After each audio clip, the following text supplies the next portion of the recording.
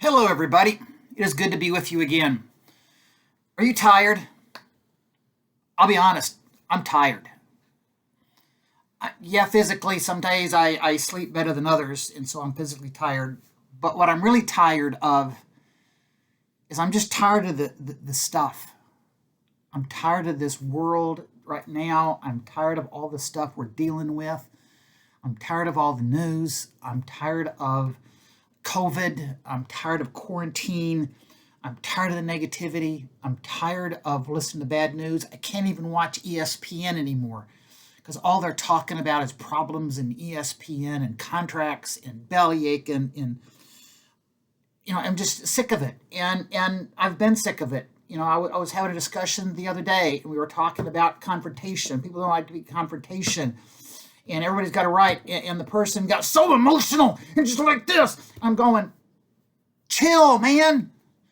Take a Valium or something. Just chill. And I was just tired. But being the Bible nerd that I am, and most of you know that by now, being the Bible nerd that I am, I was in the midst of this, and a word jumped into my head. Was the word rejoice.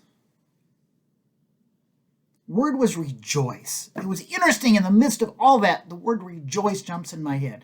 So I started doing a little working on Bible Gateway. The word rejoice occurs in the Bible 202 times. But it's interesting, it occurs 7 times in Philippians. 7 times in only 104 verses. Now the interesting thing is, joy has a companion word, rejoice has a companion word, that's joy. 2 different words, similar meanings. So you get rejoice and the companion word joy. Joy occurs, you guessed it, 203 times in the Bible, and joy occurs 5 times in Revelation. So I got to thinking about this and just doing a little study. In Philippians is an interesting book. Paul's writing Philippians from in prison in Rome. Now, if you walk through Acts, into chapter 28 in Acts, Paul is in Rome awaiting trial for his life. That's where Philippians is written from. Paul is on trial for his life and waiting for that trial before Caesar. So there's the stress of that. There's the stress of what Paul is dealing with. Now, pile all that on as you read through Acts. Paul has had a really, really hard life. He goes through all the beatings he's had and the imprisonments and run out of town and all the stuff going on.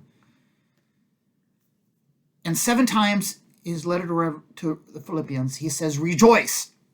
And 5 more times he uses the word joy. The most famous passage for a lot of us is rejoice in the Lord always. Hear it again. Rejoice in the Lord always.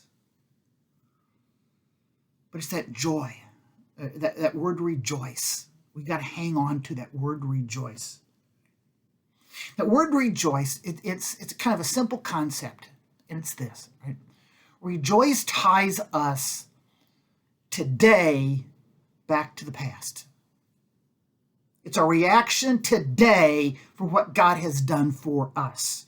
It's our reaction, how we live, how we believe, how we act at the fact that our Savior has come. Our Savior has defeated death. He has given that to us. And we rejoice at that. Rejoice at what He's given to us. Rejoice has a future component. Rejoice is how we live today because of what God is going to do. We know He's going to come back. We know He's going to return in glory. We know we're going to be with Him in paradise one day. We know that He's going to take care of us. We know that this COVID and this mess is going to be over at some point in time, that He's going to do that. Because of what we know He's going to do, we can rejoice today. You get it? We rejoice because of what God is doing in the past and what He's going to do in today. Rejoicing is a relationship word.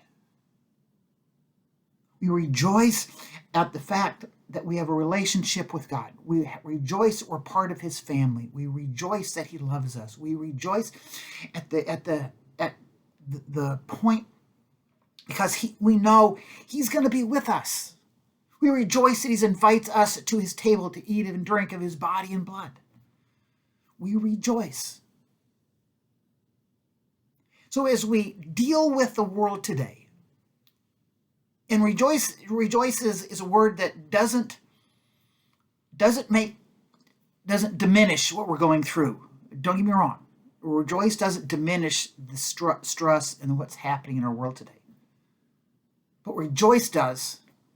It shifts our mind and shifts our attitude to what God has done and what God is doing and what God will promise. We rejoice because he's our God.